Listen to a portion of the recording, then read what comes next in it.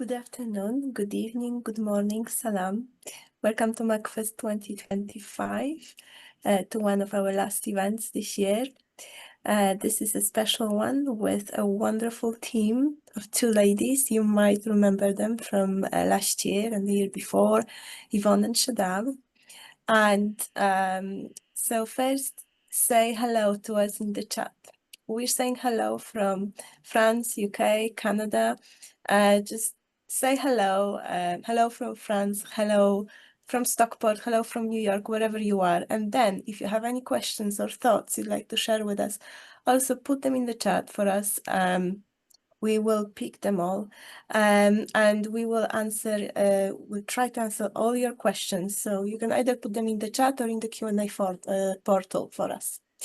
So today's host is John McAuliffe. He's an Irish writer, and he's a professor of poetry at the University of Manchester, associate publisher at the Carcanet Press, and co-editor of PN Review.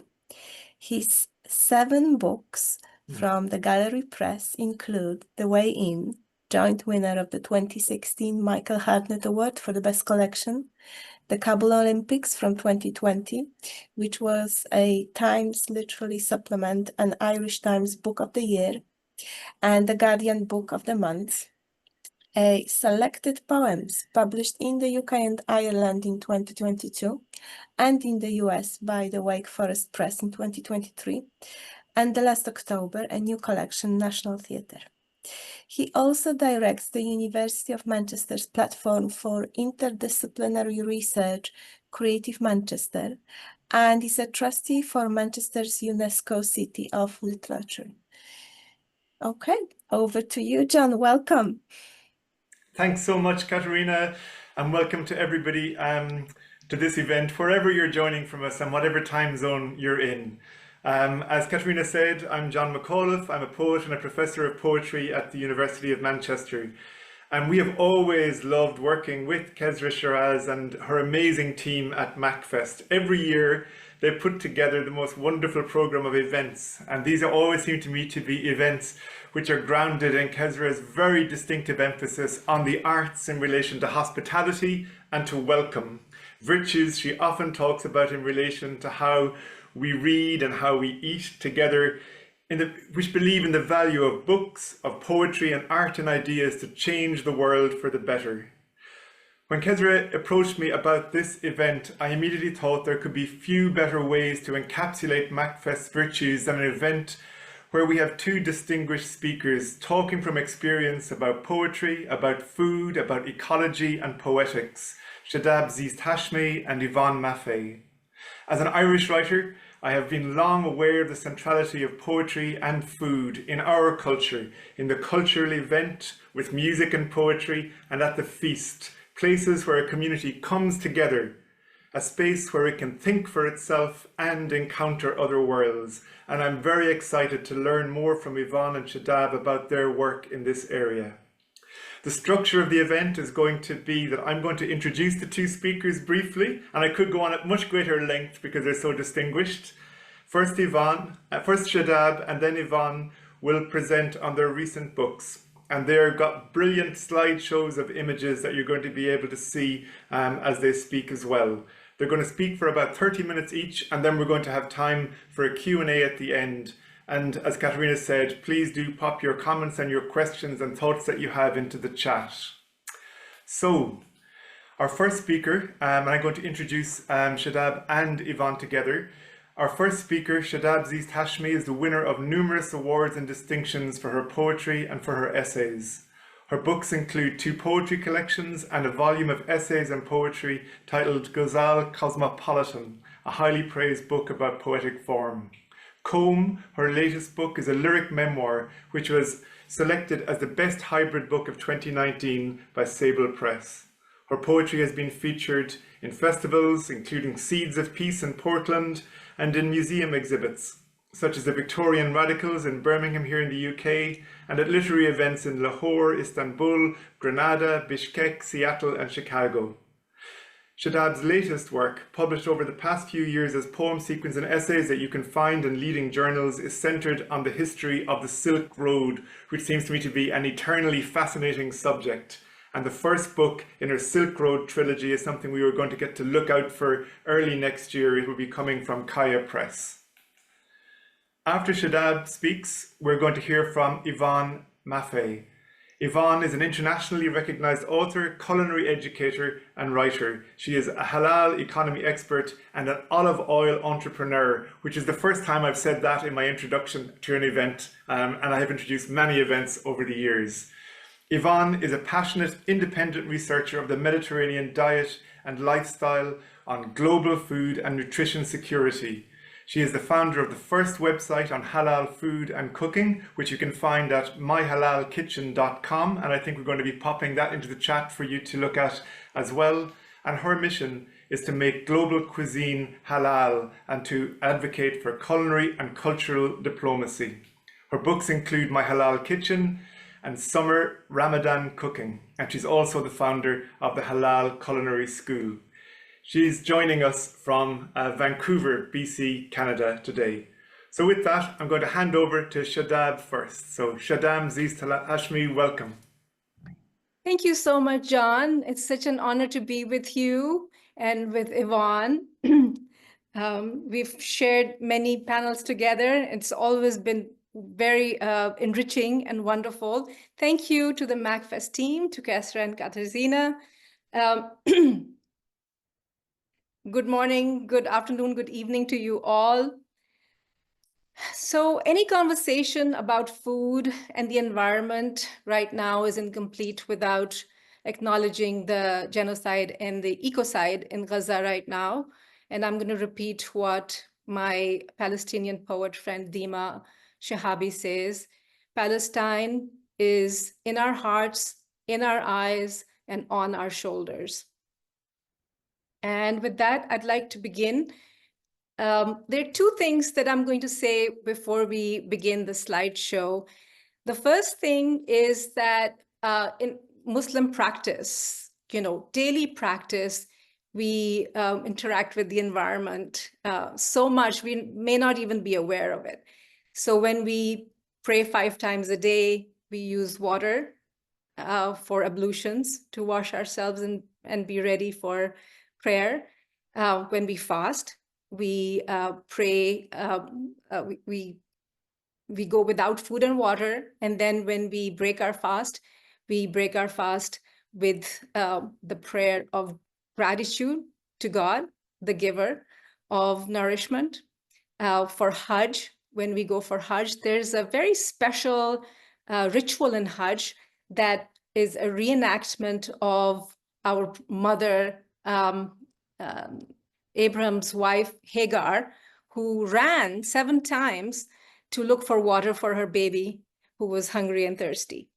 And that reenactment reminds us of the struggle that we go through in this worldly life for food and nourishment, and that food and water is a gift. And in this case, the Zamzam fountain is a miracle. So these things, as well as things like zakat, which is all about giving, the mandatory giving that every Muslim has to give percentage of their income to the poor.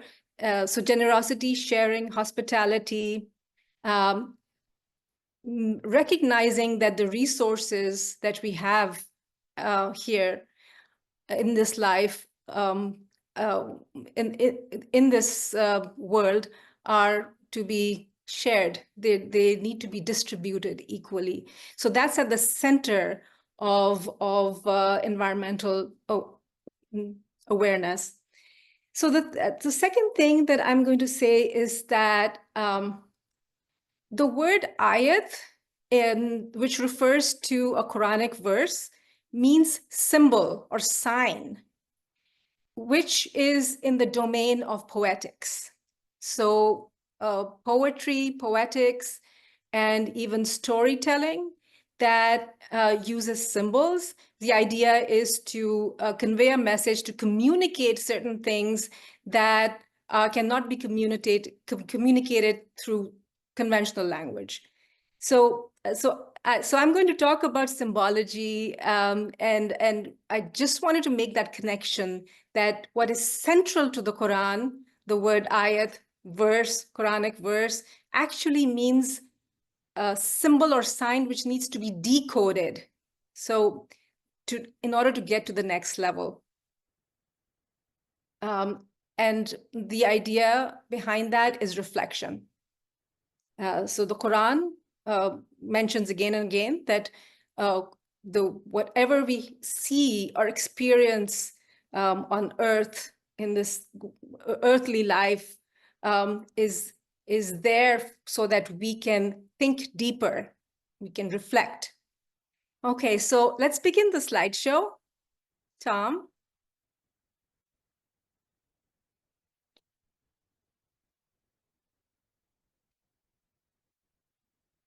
Thank you for managing the slideshow, Tom. Okay. So by the fig and the olive, our topic is praise from the Quran. Next slide, please. So I'm going to begin with a few definitions. What is ecology? The relationship between living organisms, including humans and their environment.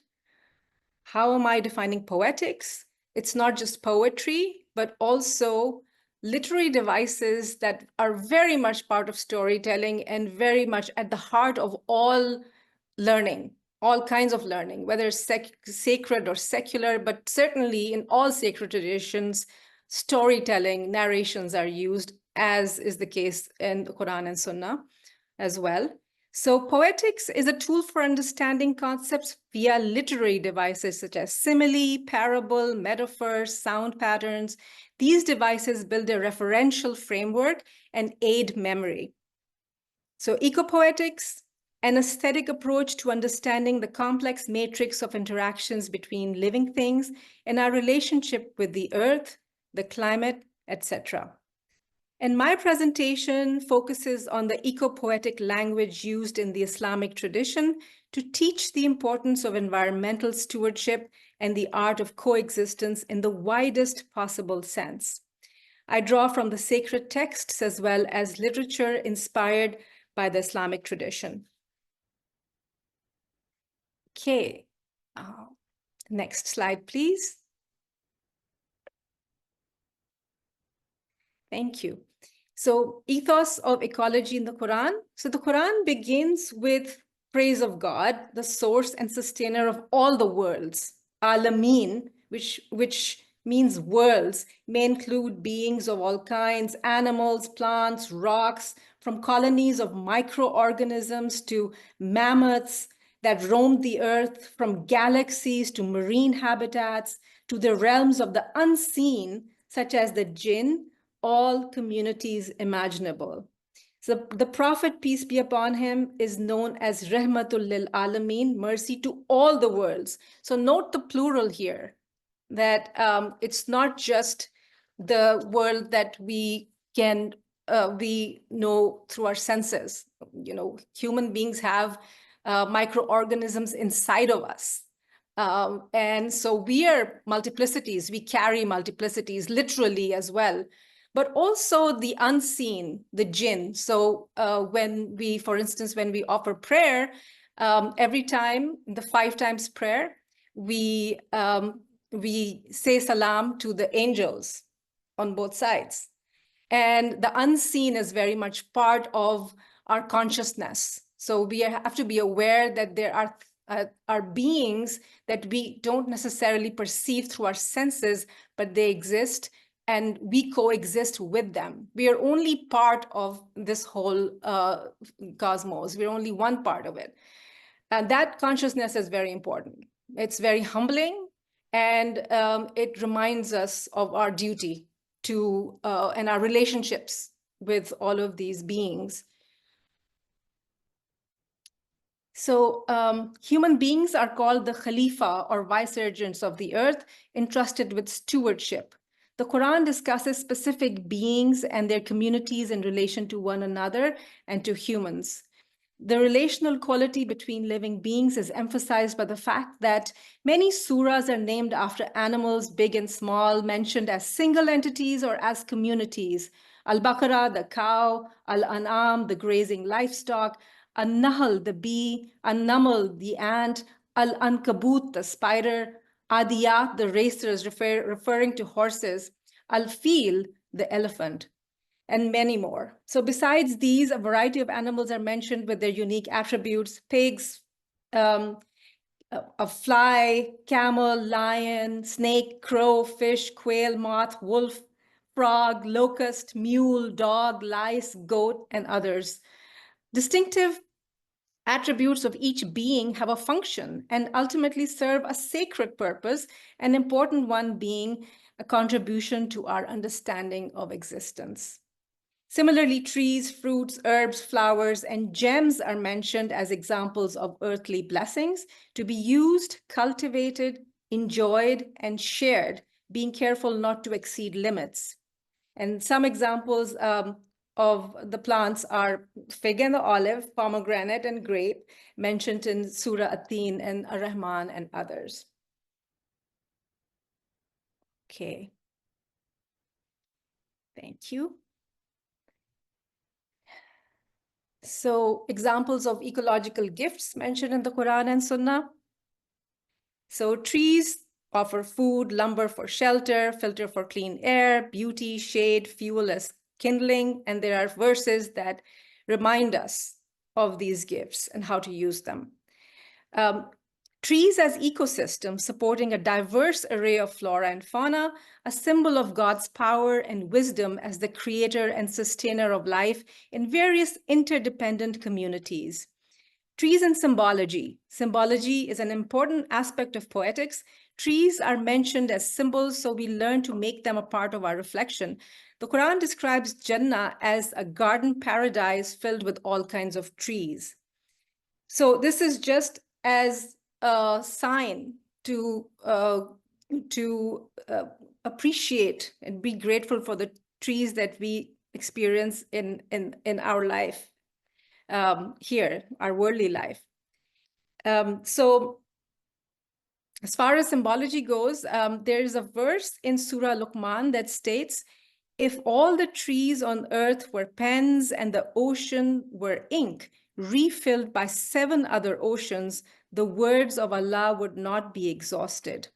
This verse emphasizes the vastness of God's knowledge and the limitations of human understanding.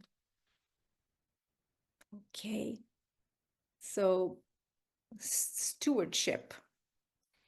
I want to draw your attention to this image. It's a famous image, and some of you may already know it. It is an image of a Palestinian woman who won't let go of her tree, her olive tree.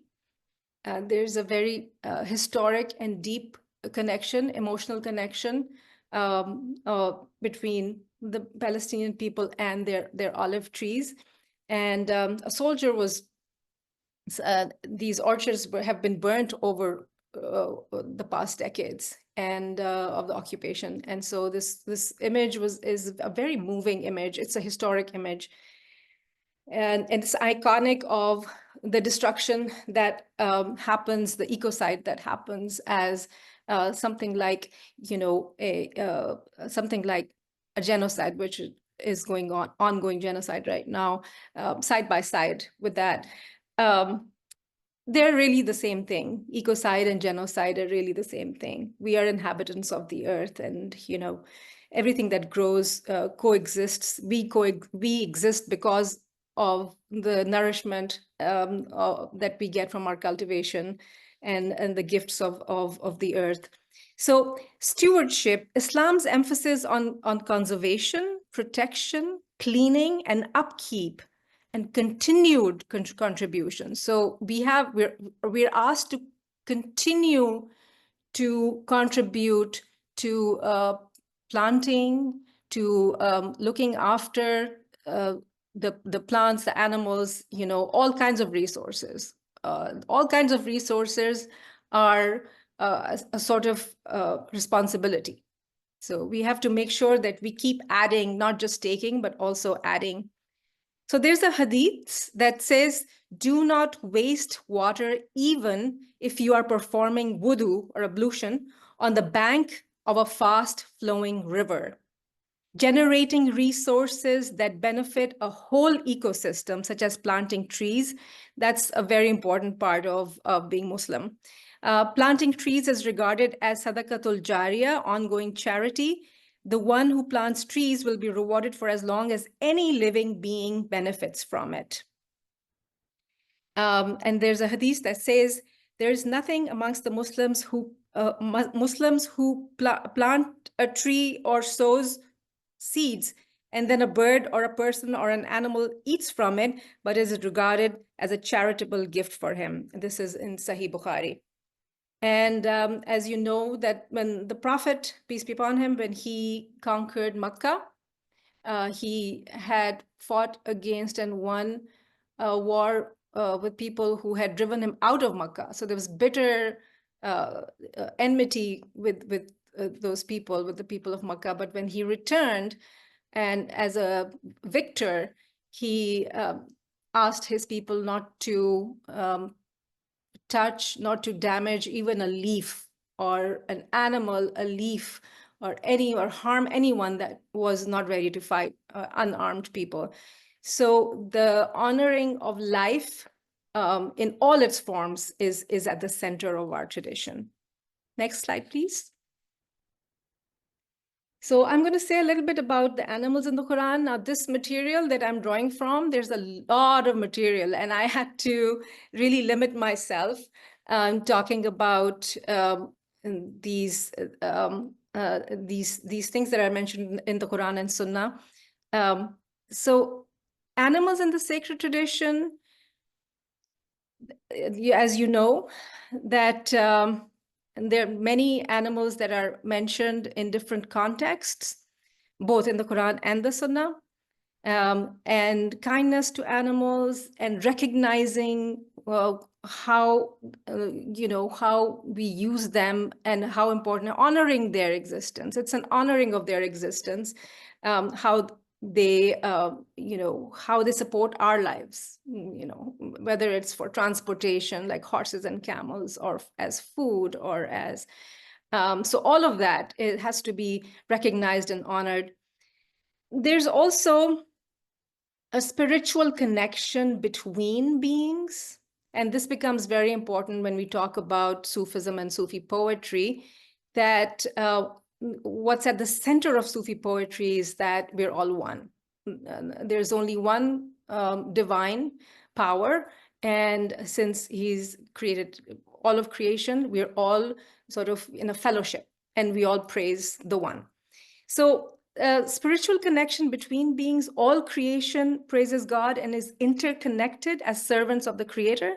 And so there's a narration of the date palm that cried for the Prophet. I'm just going to read it out to you. 1 second.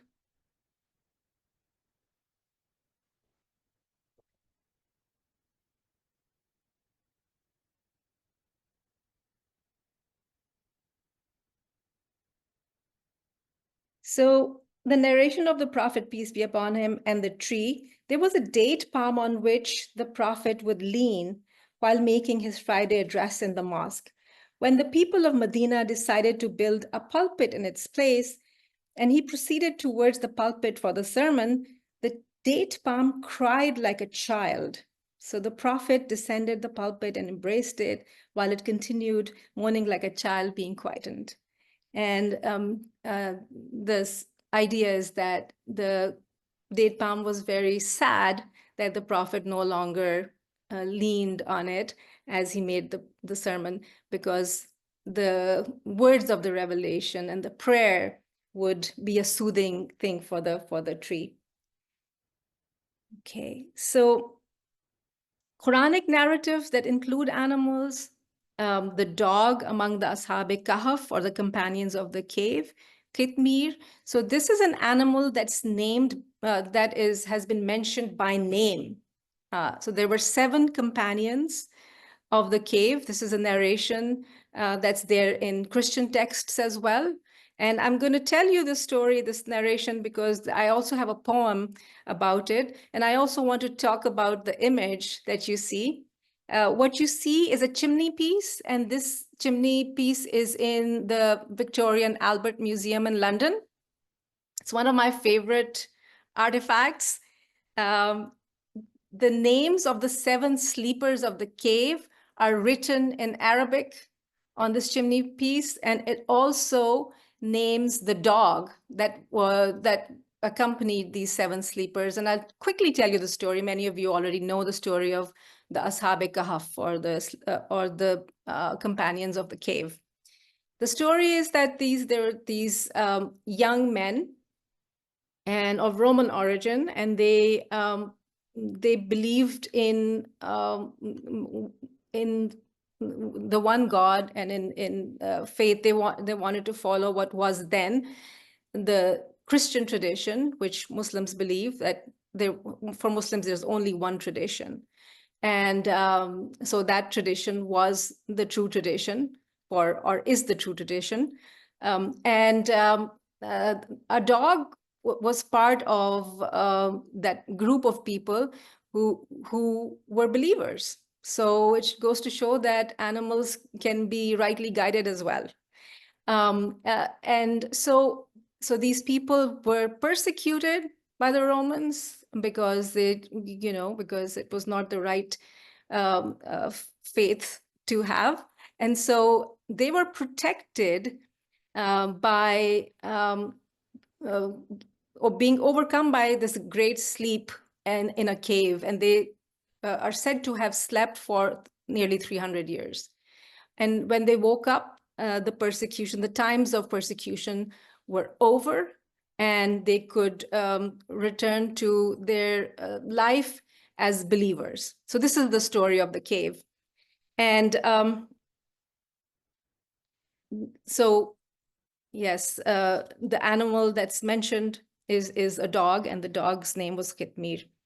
So the Prophet Suleiman, or Solomon's narration in the Quran, describes his dominion over animals and the jinn, or jinn literally means concealed, and they're beings that are part of Muslim cosmology. Allah endowed him with the capability to understand the language of the birds and to command the jinn.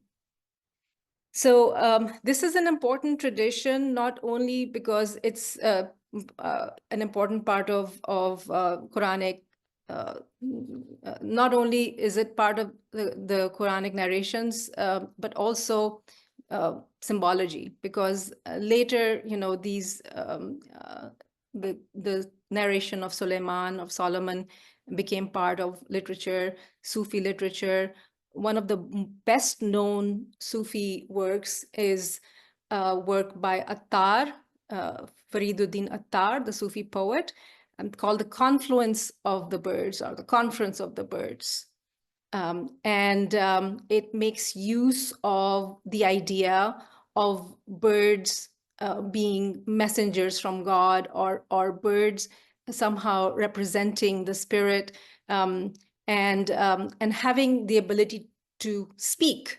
So having that sort of wisdom and intelligence. And this idea comes from the story or the narration of Suleiman in the Quran. So next slide, please.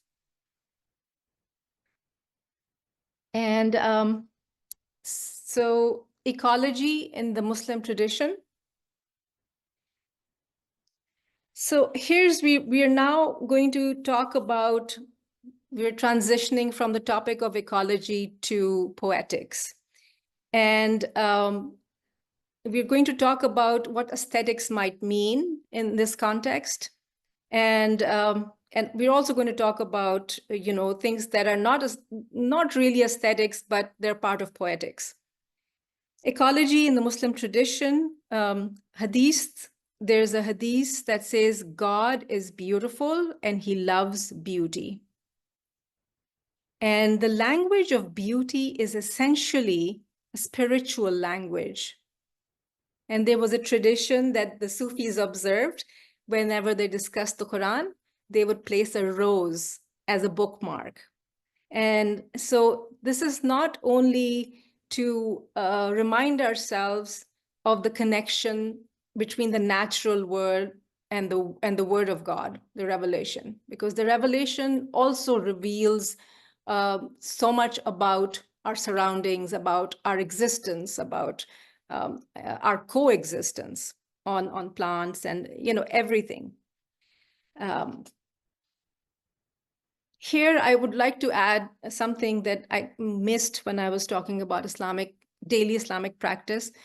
I wanted to say that our tradition comes from we follow the lunar calendar, so we're in touch with how the earth turns, and when we're praying 5 times, we are following the shifts of sunlight into different prayer times, and that keeps changing throughout the year, and as well as the moon, so very important to follow the Muslim months, the sacred months, where we fast or we perform our Hajj, and different months and so on and so forth.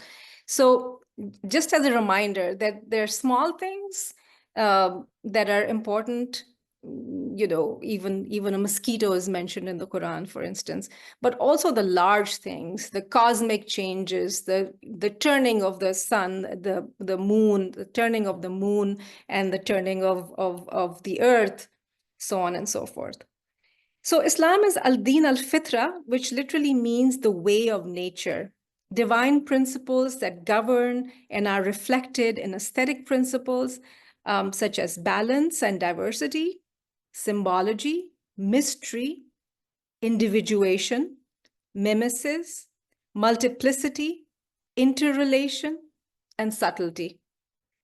Human beings are meant to glean wisdom from nature by paying close attention to its signals. So like as I was saying, slow or quick shifts, often contradictory or mysterious behavior, harm and healing, soothing and disturbing effects. An example is that there are so many trees that are mentioned as part of the Quran symbology. That the one that was the tree of immortality, the narration of Adam and Eve. There's also the Lord tree, which is the Sidratul Muntaha, which is a symbolic tree that marks the heavens, the highest heavens. But there's also a symbolic tree that is the tree of the sinful. So it's mentioned as it's called the Zakum. And the idea is that, and I wanted to draw a distinction between poetics and aesthetics here, even though sometimes we use them interchangeably, they're a little bit different. Poetics is a way that our brain can understand abstract things, and aesthetics is part of it. So beauty, aesthetics is just beauty, different forms of beauty. That's a very important part of poetics.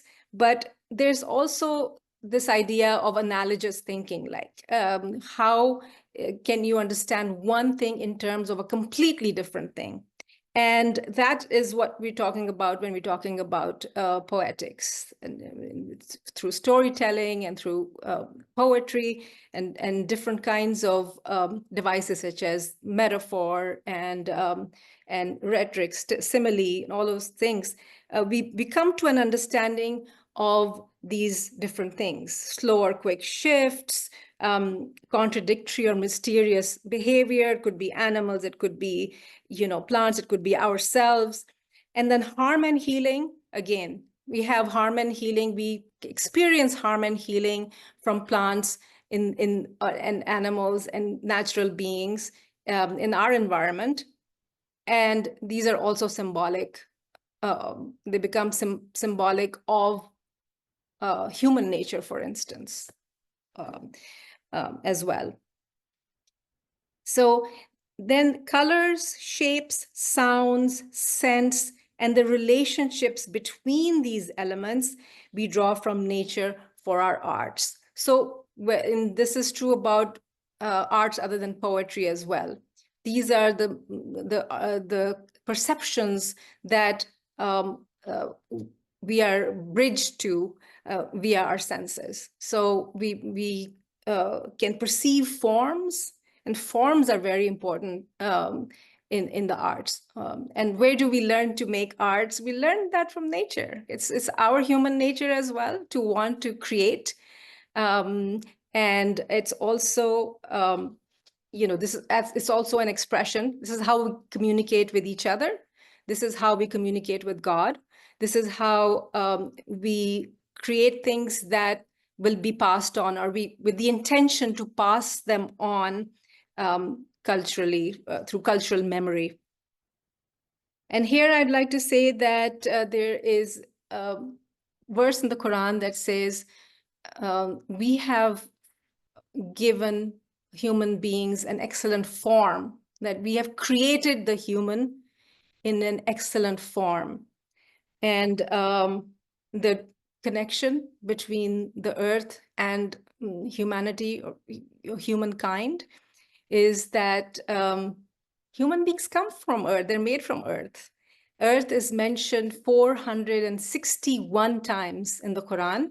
And where the Quran says that human beings are created in the most excellent form, it also says that human beings are created from sounding clay. And the word is salsal, which in itself is a poetic device, the sound, because it's a sounding clay. It's also something that, you can imagine. It's could be the kind of, it's potter's clay, or, clay that we make things out of.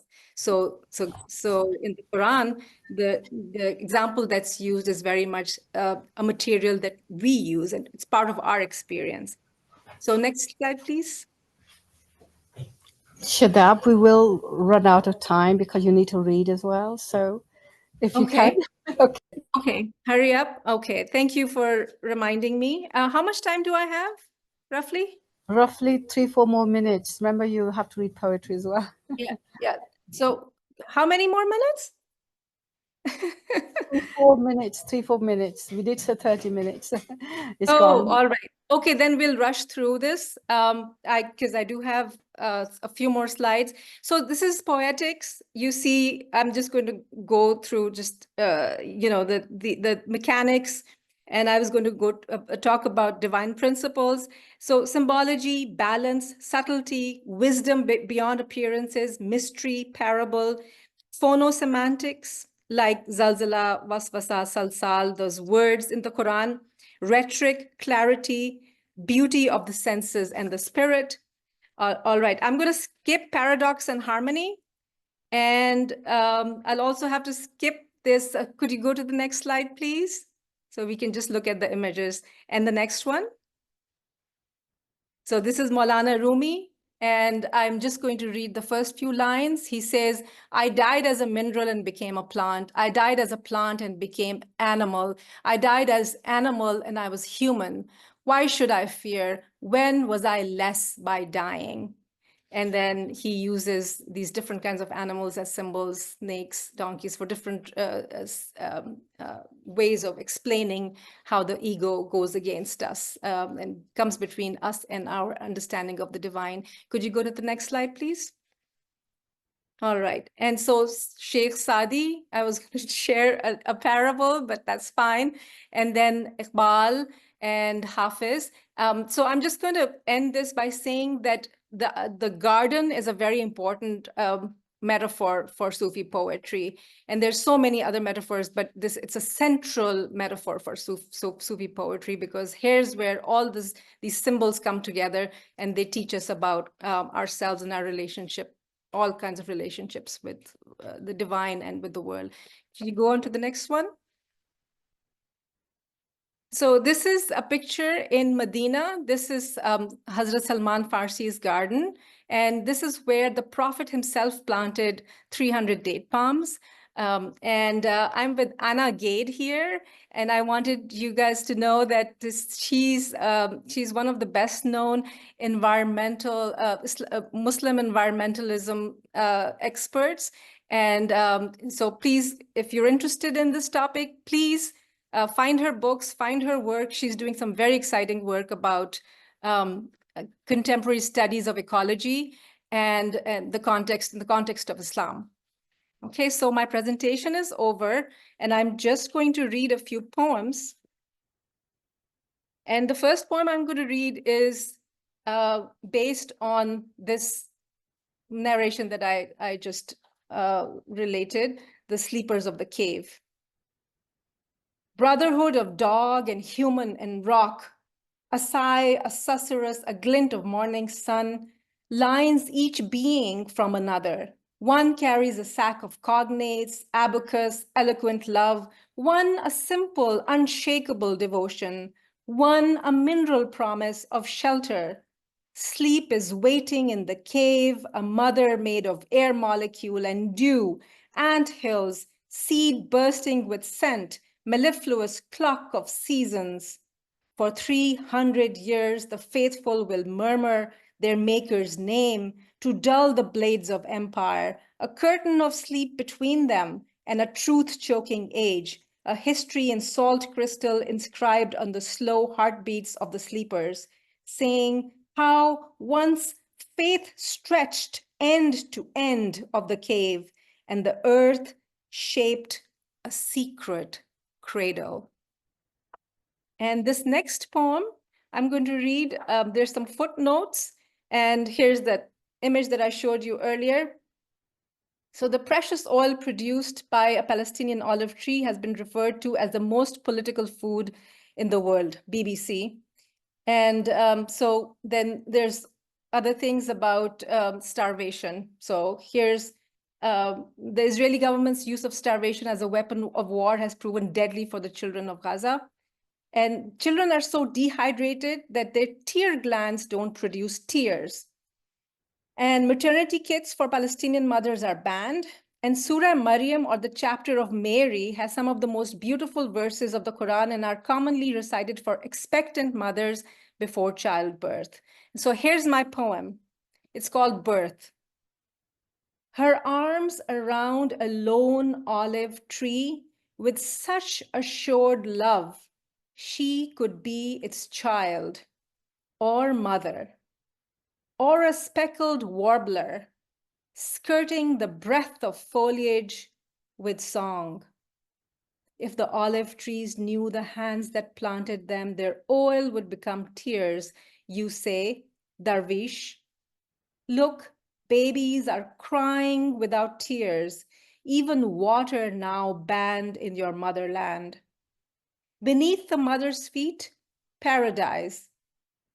Be she trapped in jagged concrete, hissing mess of wires, charred, or like Mary in the 19th chapter of the Quran, beloved, alone, aching from birth pangs, the archangel calling out, do not grieve, your Lord has placed a rivulet beneath you, and shake the trunk of the palm tree toward you, and it will fall fresh dates upon you. No water, no dates, no trees, the land as dry as baby eyes. Look, the mass graves, entire villages under sacred soil. Look how the roots of trees reach and wrap around each who tended them with tears when they had tears to give. And I'm going to end with a short poem that goes back to the story of Suleiman and the hoopoe bird.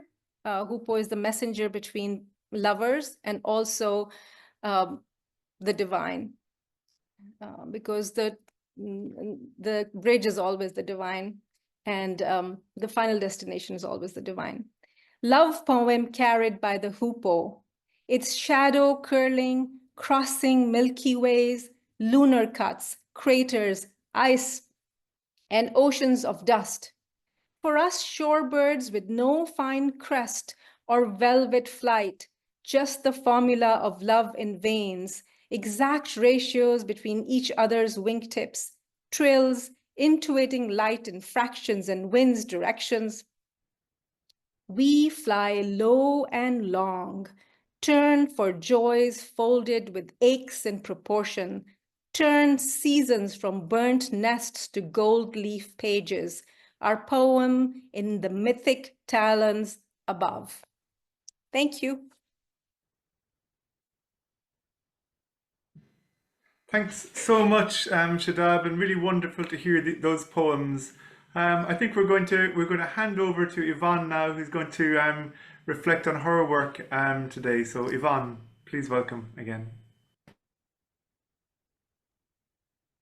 Thank you so much to everybody here. Thank you for having me. Kasra, thank you for inviting us back.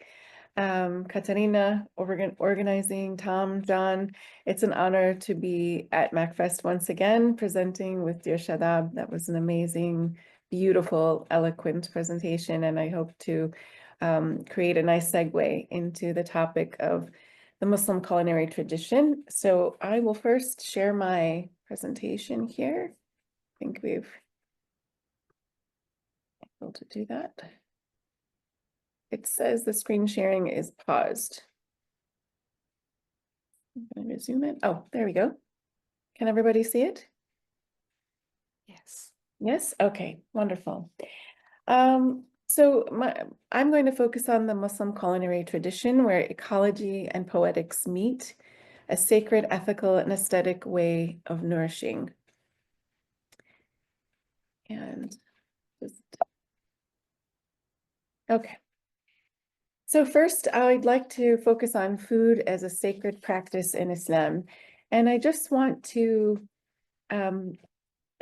start off by saying a little bit something about the modern food world so that we can sort of focus on, as I talk about history and heritage, I would like you to be reminded of, how we look at food today versus what we can pull from our traditions and apply to today's sort of issues or problems or, things we feel that are in the modern discourse about food today. And I'll talk about that and I'll expand on that in the presentation. But what I want to say first is that today's modern food world is really showing signs of a deep crisis in food and social connection. We see everything today from food insecurity to complete starvation, as Shadab mentioned in Gaza, that just cannot be ignored right now. And also to the breakdown of families, social life, and communities. Alhamdulillah, I think it's less so in the Muslim communities, but from my observation, we are really at risk of losing some of the most important lessons and traditions that are not only healthy and nutritious for us, but also for our mind, body, and souls. So in the presentation, I would like to cover what the Muslim culinary tradition does for us beyond merely the act of cooking and eating. I think I've been saying this in various ways for the last decade or two about Islam, in that it gives us the guidance that we need about health, mind, body, and soul.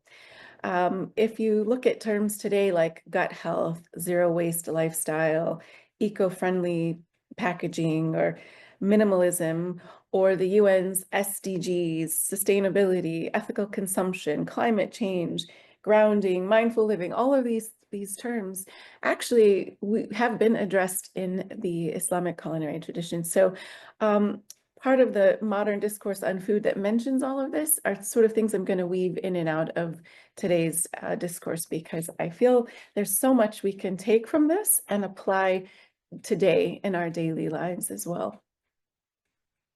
So it seems appropriate to begin with Bismillah, meaning in the name of God. We start out doing almost everything with Bismillah, but particularly when it comes to food, right?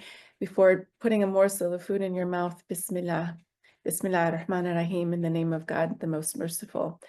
What does that do if you stop to think about that? It encourages mindfulness in eating. It should slow us down a little bit and remind us of the blessings of what we are able to eat, particularly when we do see food insecurity, starvation. It's even more and more pertinent that we take a moment to have the mindfulness and the gratitude, which I'll also mention later. The Quran and Hadith are major sources on food information or wisdom in the culinary tradition of Muslim culinary tradition. So there's so much guidance on moderation, gratitude, and the divinity of food provisions. We say Alhamdulillah for everything, whether it's good or bad. And modern science is finally catching up to this. I watch a lot of things from doctors to food coaches or on all over social media. And I hear constantly people mentioning gratitude as a form of good mental health, of making gratitude journals, writing down what you're grateful for and seeing more of that come. But as we know in the Islamic tradition is be grateful. Allah says, be grateful and I will give you more. So subhanAllah, it's a very powerful one-word phrase that we have, and maybe we say it often, but do we really pay attention to what that really means as a gift to us that Allah gives us if we thank Him? Halal, and I'll go into the meaning of that deeper in a moment, but halal, or what is permissible in terms of food, is our divine guidance on what to eat, what not to eat, how much to eat. It's a very fascinating entire topic by itself, which I've devoted 2 decades to, and I'm still always learning more and more and more. Also the topic of barakah, which is blessings. When we adhere to these things, we are told that there is barakah in following this divine guidance. But what modern science, again, is saying to us is that, well, if you're grateful, you get more. If you're grateful, you'll feel better. If your mindset will change. So that is a sense of barakah when your mind, body, and soul are in harmony and relaxed and stress-free. And so there's a really interesting correlation between these things. Food is a means of spiritual, social, and ecological connection, far beyond simply filling one's vessel meaning the stomach. So beyond just eating or cooking and eating or talking about recipes and food, there's such a deeper discussion that we can go into, which I could talk about this. And as Shadab mentioned, there's so much here that we've had to sort of pack it in, but she mentioned so much on the ecological side of things, so I'll focus more on the social, a little bit of the spiritual, but food is not just food, it's just so much more, and so that's what I want to talk about. Sacred foundations. So there are the three sacred foundations of foodways in Islam are the following. The sayings of Prophet Muhammad, peace be upon him.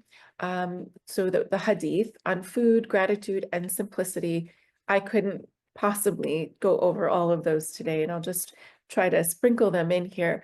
But the hadith are really the things that it's the sunnah, it makes up the sunnah, the things that when we learn, we can adapt in our lives and see how they really do enrich and enhance our lives, particularly on food and gratitude.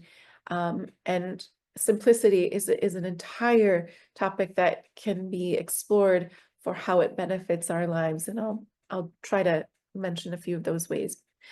Eating halal and tayyib, so lawful and pure, as an act of ibadah or worship, and I will touch on tayyib in just a moment. And then the sunnah of food. So in Islam, we are given very particular types of food to eat. I know Shadab mentioned them, but there are foods mentioned in Quran, in Hadith, and books of Islamic medicine actually really carry some very, very important traditions and guidance on health and wellness.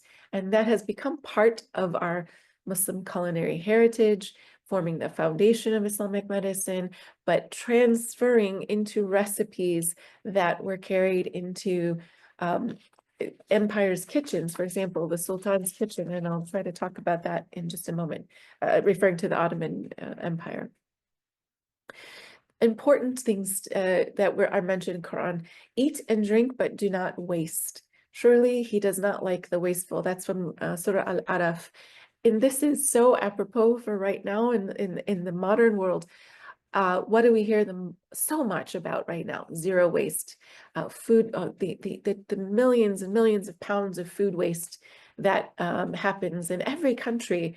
And while meanwhile, people are suffering, starving, there's food insecurity, when there's no lack of food. It's just our wastefulness. And this is something that is really, really frowned upon in Islamic traditions, so much so that I will touch upon it in further slides, where the Ottoman cuisine is really, really focused on keeping, reusing, repurposing, and not wasting food. So there's a zero waste mindset that goes back. That's not just something, we're referring to in modern times, but they were talking about it way long ago. I think I already mentioned that food is not just sustenance, but it's spiritual, it's poetic, it's tied to the earth and ecological. For any of you who have ever grown anything, I think this topic of grounding, where people, they put their feet on the ground, bare feet, to connect with the earth.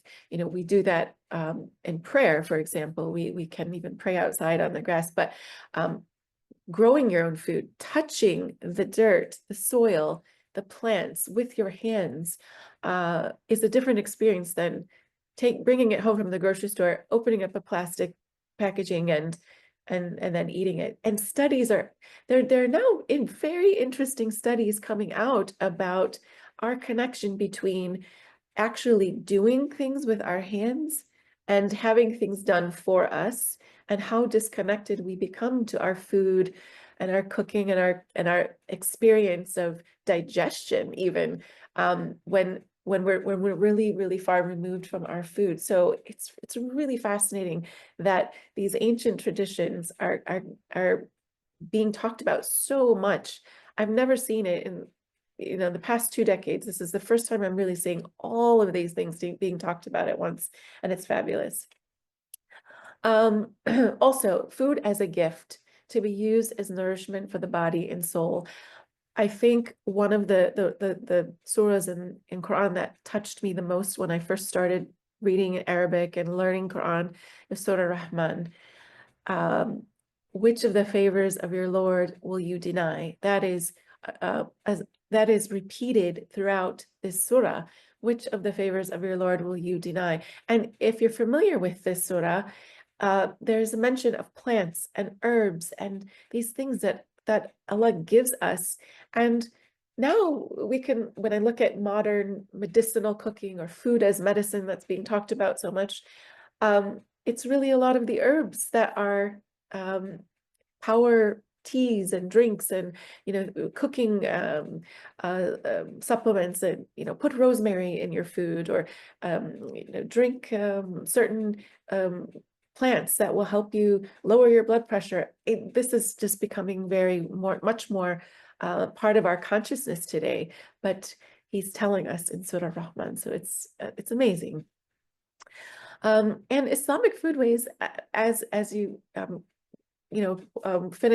as we finish both of these presentations, you will see that they really are a bridge between ethics, ethical living, art, and sustainability, which is another very big topic. And I know Shadab sort of ended on the environmentalism, and that's it's such a huge part of our traditions.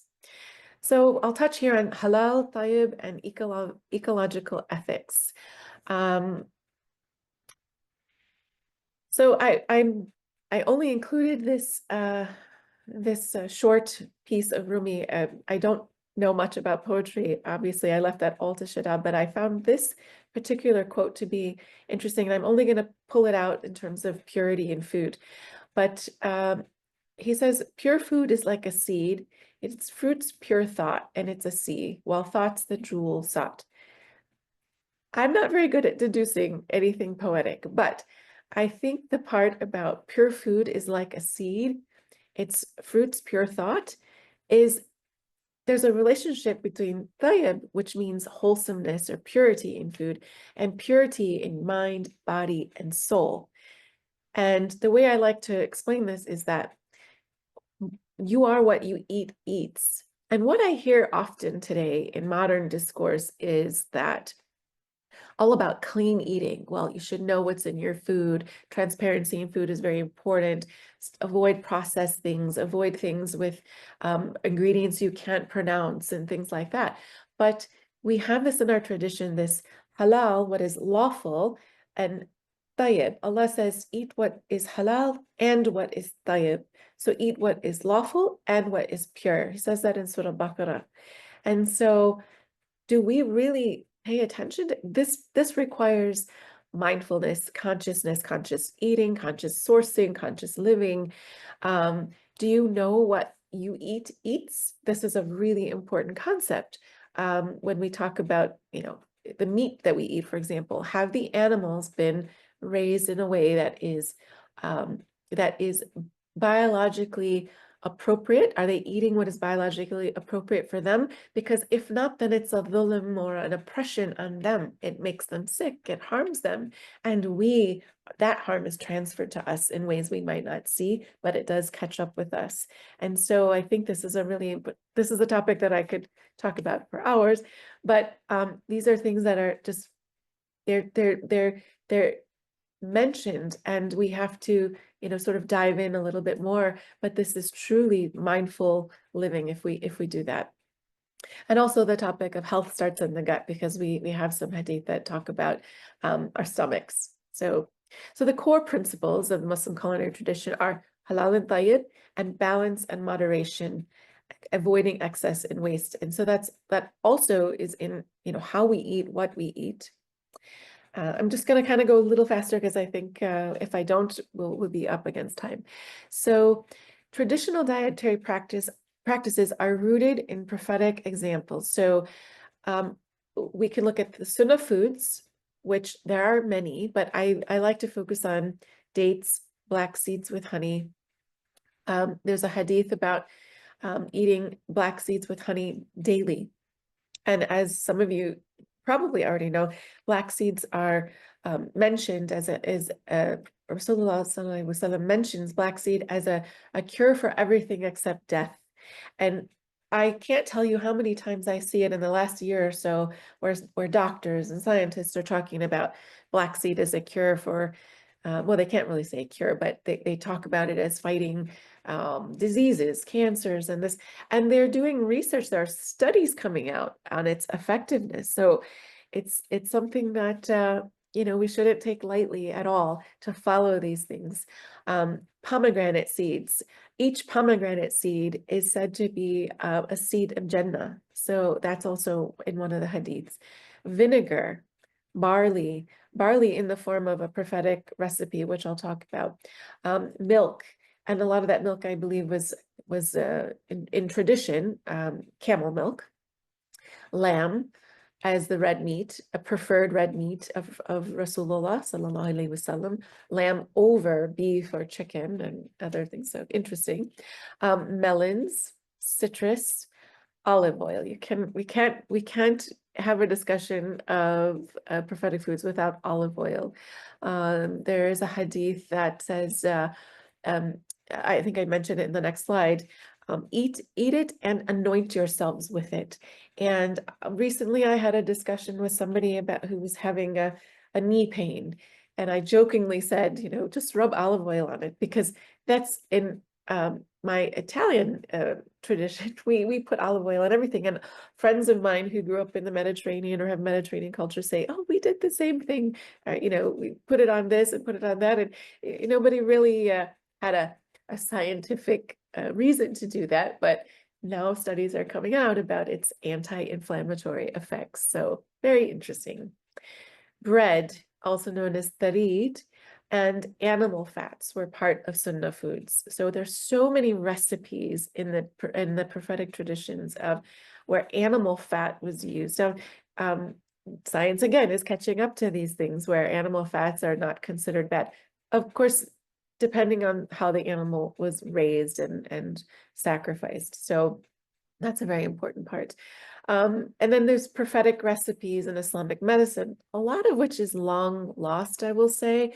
The last presentation we did which was on Islamic medicine. We talked about some of the prophetic recipes. So I do talk about talbina, which is a cooked cereal of barley and honey and nuts. And there's a hadith mentioning this as a recipe that alleviates depression. And there are studies again linking barley to having effects of certain minerals and vitamins that are good for our mindset. So fascinating. Ajwa dates soaked in water. That's another, not sort of recipe, but a suggestion on if you do this and then drink the water, soak these overnight and then drink the water in the morning, you would be protected from the poisons of that day. I'm not going to go into details of that, but please use these as a reference to look up yourself and go deeper, because obviously, essence of time, there's that. Zamzam water from Mecca, tharid, and the bone broths again, very, now when I go to grocery stores, I see bone broths and they are uber expensive because they've become so popular. In our, for example, Italian tradition, we say, when someone is sick, the bone broth will revitalize the dead. And there's now so many, references to how important it is to have bone broth. And this was a simple meal of Prophet and his sallallahu alaihi wasallam and his family. Sometimes when they didn't have food, they didn't have meat, they would have bone broth, and it was sustenance for them. So a little bit of extras I thought were very interesting on the Muslim culinary tradition is that vegetarianism is not prohibited, but it's also not encouraged. And that Prophet Rasulullah sallallahu alaihi wasallam recommended us to eat meat at least once in every 40 days, but not to be excessive with it. Very interesting. He preferred lamb over beef and chicken and said to eat olive oil and anoint yourself with it, as I said, and to treat bread as sacred. This is something I find fascinating. When I was in Turkey, when I was living in Turkey, they still carry this tradition, and I'm sure in many other places and cultures, but bread is so sacred that if a piece falls on the ground, people will scurry to pick it up, kiss it, and make sure it's on the table or on the counter. Even bakeries, when they have extra bread left over, they will hang it in bags and put it out so that anybody who's hungry and doesn't have resources to buy even bread, they will always have bread as a form of sustenance. So that tradition is carried on from the Ottoman times. There's also the notion of, for sharp memory, eat raw honey, which I found that was something new I hadn't seen before. And also I mentioned about the pomegranates, that the Prophet says, alaykum birahman, Rahman is pomegranate. Make sure that you eat pomegranates. He says, every seed of the pomegranate, when it lands in your stomach, Allah will illuminate a light in your heart. It is one of the foods of paradise. So when they are in season, of course, make sure you eat them. The next part I'd like to cover is the poetic beauty of the table. So aesthetically, when I look at culinary traditions of in cookbooks, for example, the Baghdad cookery book or Ottoman cuisine. I mention Ottoman cuisine a lot because that's probably the one I favor, just in terms of because I've lived in Turkey but also in Persian cuisine, Mughal cuisine. When you look at if you look at photos of recipes, ancient recipes, but they've been pared down a lot, but still, come in certain forms today. The foods are colorful. They're layered. The dishes, they're colorful. They're layered. They're fragrant. Things like orange blossom water, rose water were used to fragrance rice, for example. In Ottoman cuisine, one of the things I learned was that dishes must have balance, and I think that was true of all of them, but there's a nice mix of protein and vegetable and dairy.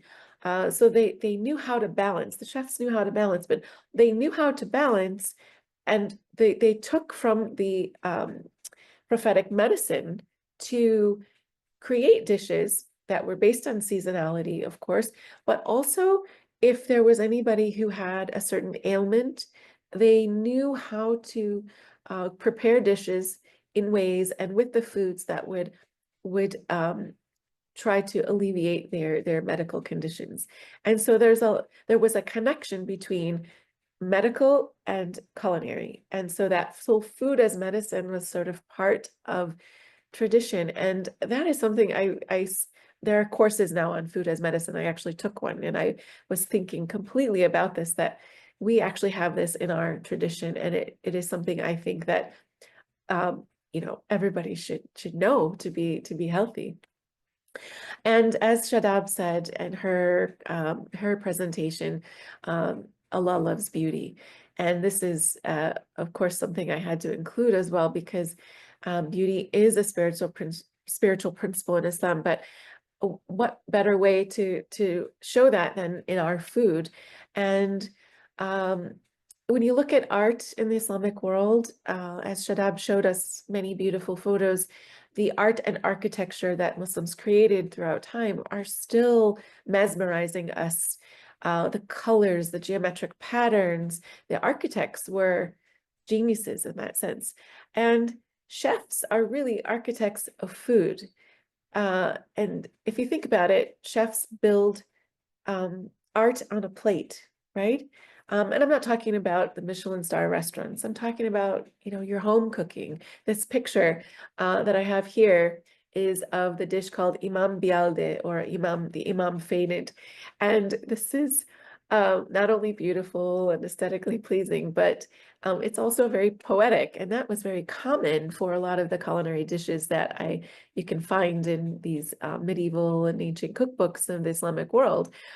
Fingers of the Bride, Sultan's Delight, and the Imam Fainted. Typically they're pretty rich dishes, but the Imam Fainted, it got its name because what the saying goes, we're not really sure if it's actually a entirely true story, but if it is, it's quite funny. It got its name because the Imam's wife cooked this dish with lots and lots of olive oil, and it became absolutely delicious, and he loved it. But when he asked her how much olive oil she used, he fainted because of olive oil so expensive that it was, he was looking at the cost of it. So that's the folklore. We don't really know if that's true, but if it is, it's funny. Okay, so communal eating. This, we can't talk about food and culinary tradition in Islam without this, the concept of communal eating and eating on the floor. Couple of things I think are very fascinating about this, and we've gone so far away from this in many senses here. I would say in the West, right? We eat on tables, and that's fine. That's fine. But there's something very fascinating about eating with other people and sitting on the floor. And one of those is that, well, Prophet Muhammad, peace be upon him, he disliked eating alone. He always wanted guests over. And I found that to be, to me, that was an emotional thing to read, because coming from an Italian family, my grandparents were like that. They always had guests over. And something that people remembered them after their passing was that your grandparents always had us over. They had a house full of people all the time, and they weren't rich. I don't know how that happened, how they were able to feed so many people all the time, but they loved it. And I think Allah put barakah in their lives and helped them do that. And we don't see that kind of thing anymore culturally here, but wouldn't it be nice to, I think people miss that kind of, that eating together, sharing, whether it's on a shared platter, but it does bond us when we eat together, right? I mean, food connects people. That's why I started doing work in the front of culinary diplomacy, because I really believe when people sit down for a meal together, they're showing you they're sharing with you who they are. For example, the person who cooks their food for you, their traditional foods, they're sharing with you a piece of them. This is who I am. This is where I come from. And it creates a bond. It's like a gift. And it tells the story of who they are. They want to let you into their lives a little bit. And also removes the ego, right? When you have lots of people coming together, it's not about me, and you're sharing food. And I think so many people will relate to the fact that, you know, it may not look like there's a lot of food when you're cooking, and you're having a lot of people over and you think, oh my gosh, there might not be enough food for everybody. And then suddenly there was just enough and leftovers to boot. So there's the barakah of that, and that this idea of you know, just thinking of yourself goes away, because we're thinking of giving to others, sharing with others. Have you eaten? Would you like more? It comes naturally as part of that communal eating. And the floor seating is very fascinating. There's, again, studies coming out now about sitting on the floor as a correlation to longevity and health and mobility. And if any of you follow the topic of the blue zones, it's a fascinating, well, now it's a series of books and Netflix programs, but I've been following it for a very long time. And one of the cultures that they study the most are the Japanese. And they talk about their floor sitting, and the fact that because they're sitting on the floor and getting up so often during the day, these sort of squats are so important for your bones and for your muscles, and it is correlated with long life. And so that's why I put a picture of that I did of the Japanese lifestyle, because actually this is a tradition in the Muslim culinary tradition as well. And so I tend to make these connections in my mind, and I find it fascinating. So let's talk about sustainability quickly. Sustainability is a huge part of the Muslim culinary tradition, and I think it's such an important topic in modern food discourse that there are classes on it. There are programs where you can even become a CEO of sustainability. That's how important it is today. But this is embedded in our tradition. Green before green was a trend. So the topic of social, seasonal eating and local sourcing was commonplace. And now we are constantly being reminded to support farmers markets, eat seasonally, eat locally. And why? It supports local economies, it supports farmers, right? So this is something so critical, but it was just a very, very common part of Islamic life historically. Water conservation and respect for nature and traditional cooking methods, as Shadab covered a lot about the conservation, eco-conservation, so I won't go over that again. But if you look at traditional cooking methods, look at Moroccan Maghrebi cuisine. What do they use? They use a tagine. Tagine, it's conical, right? So it promotes steam cooking. So that's water saving. You don't need a lot of water for that, because the steam will produce that and it will cook your food. So again, very important. And using the whole animal. I wanted to say this in the halal and tayyib section, but I kind of forgot.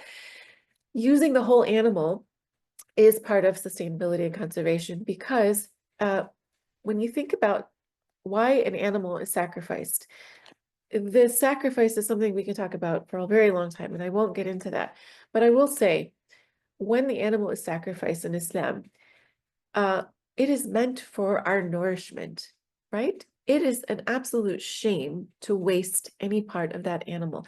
And traditional cooking, and if you look at these older cookbooks, they use every part of the animal, the organs, the head of a sheep is actually a very popular recipe. And still, I have a Bosnian friend who says it's part of her tradition. They cook with it. Even Sicilians have a sheep head recipe, right? Because they were using the whole animal.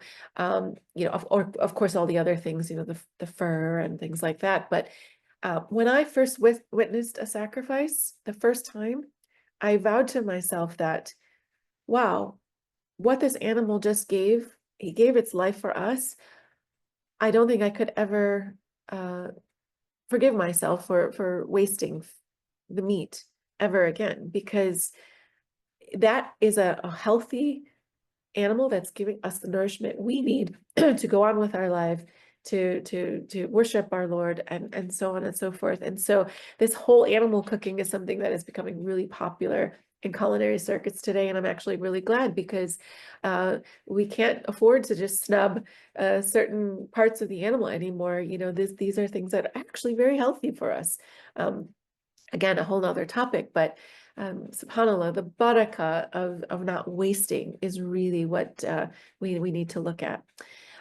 Agricultural stewardship in the Quran and Islamic civilization, again, a whole nother topic, but irrigation systems that in particular the Arabs brought to Andalusia and Sicily and the Ottoman Garden. So I focus on Sicily a lot because I am Sicilian in heritage, and the books that I read on Sicilian food, and I'll mention one that you can look at, is really heavy with the contributions of the Muslim Arabs who came and basically planted the island.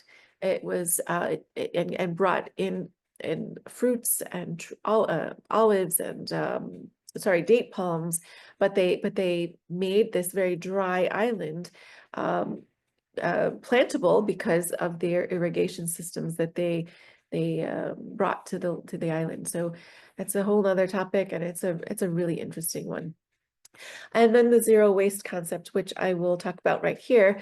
Just a few days ago, I met with the Turkish consulate, the General Consulate of Turkey here in Vancouver, and we had a wonderful conversation about culinary diplomacy.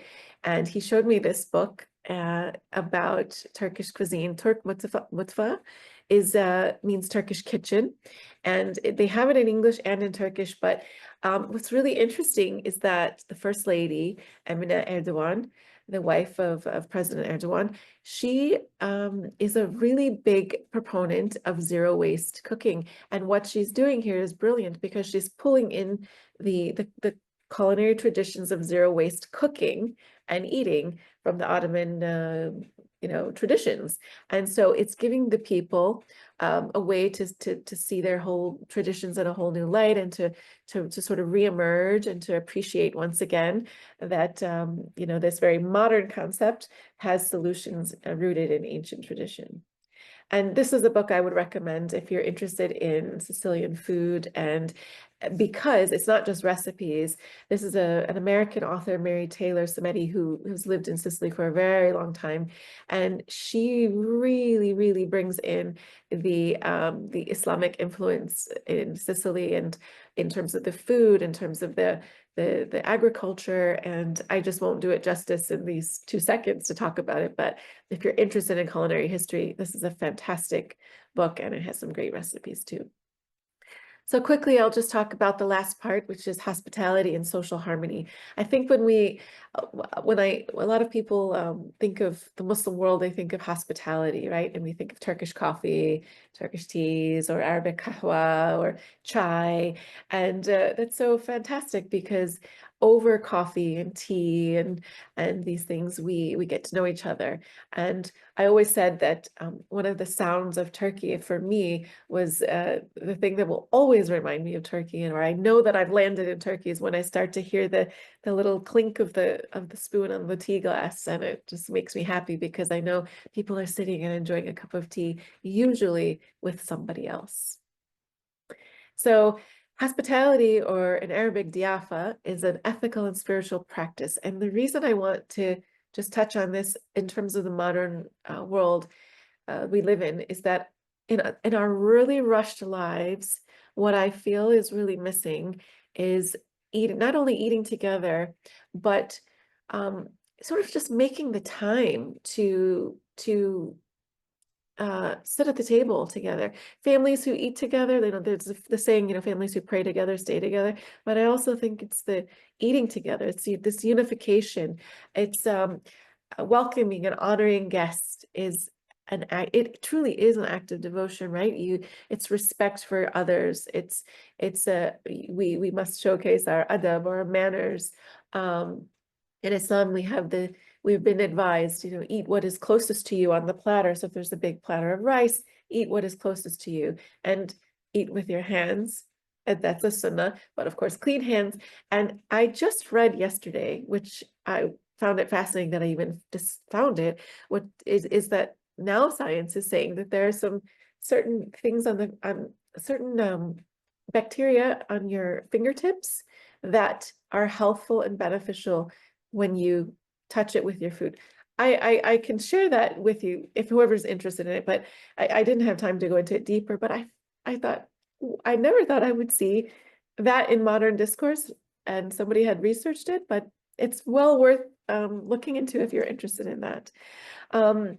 Again, like I mentioned, Rasulullah sallallahu alaihi wasallam, he didn't like to eat alone. He always had guests, and he said, "Eating together dissolves the ego."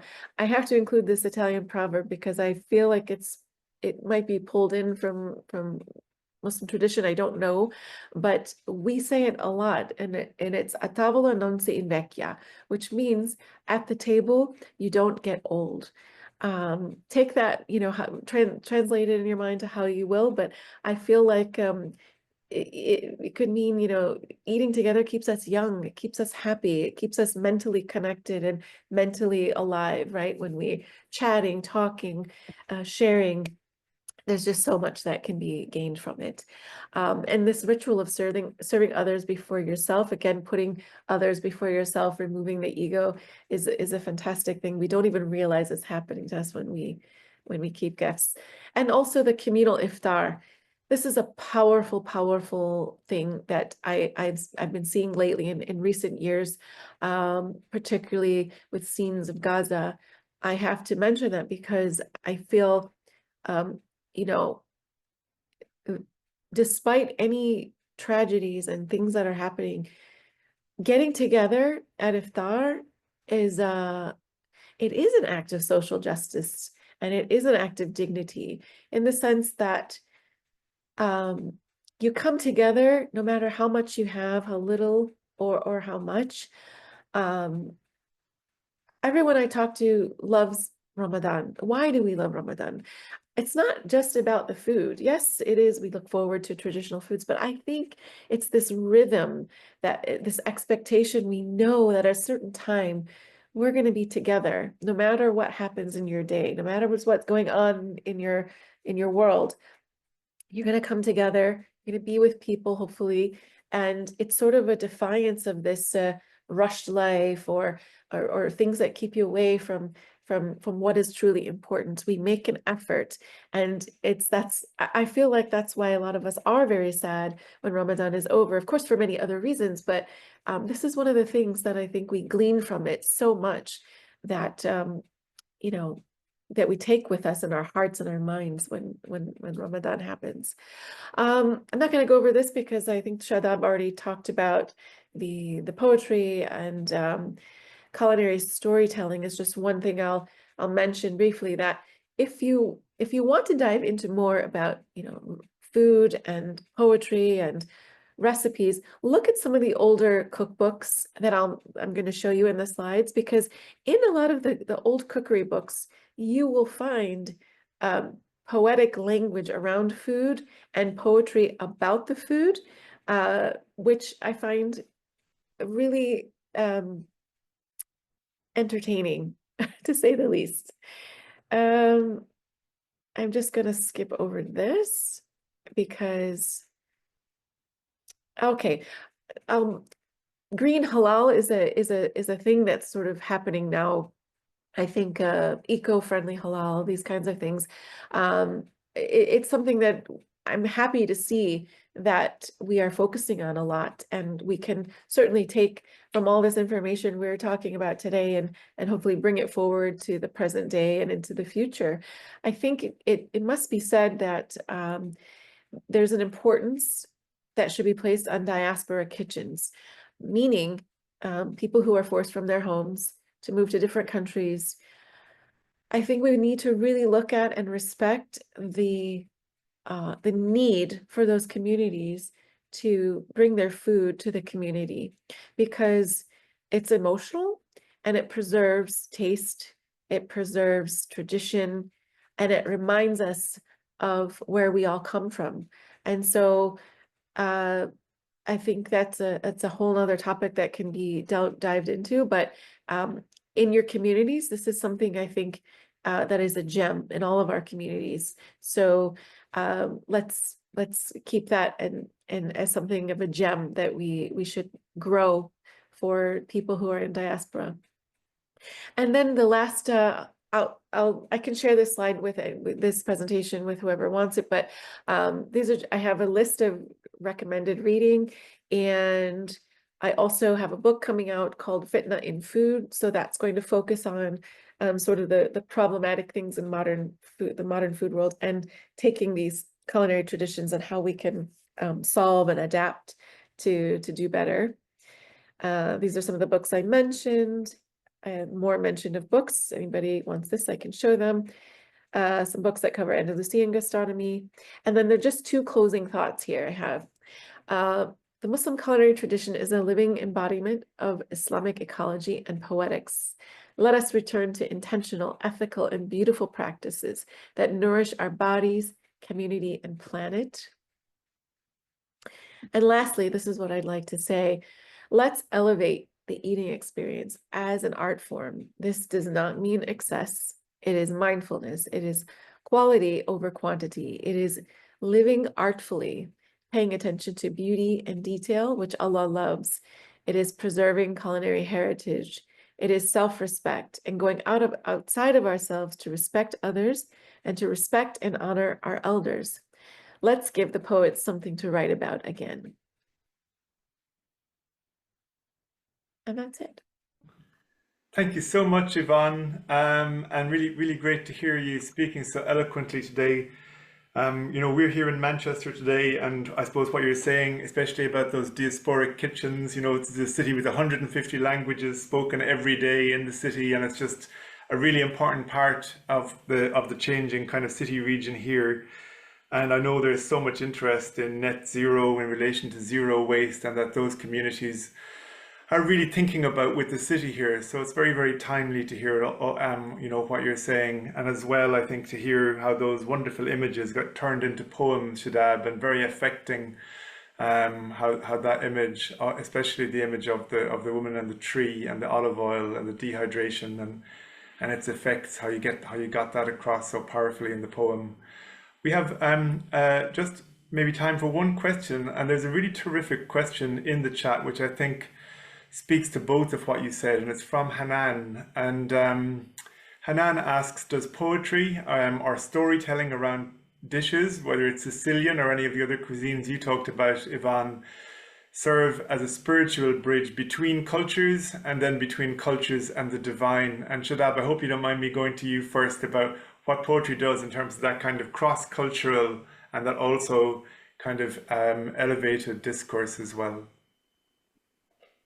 So as Yvonne, I loved Yvonne's presentation on the Ottoman dishes and the names and how poetry and food comes together as an experience that nourishes and also forms relationships, the social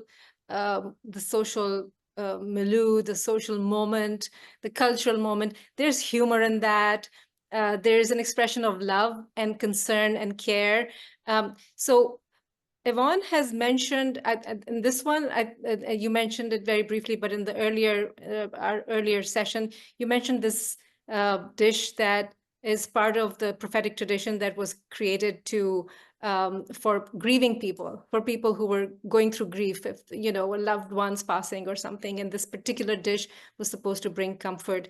So your question has to do with dishes that are used between cultures. I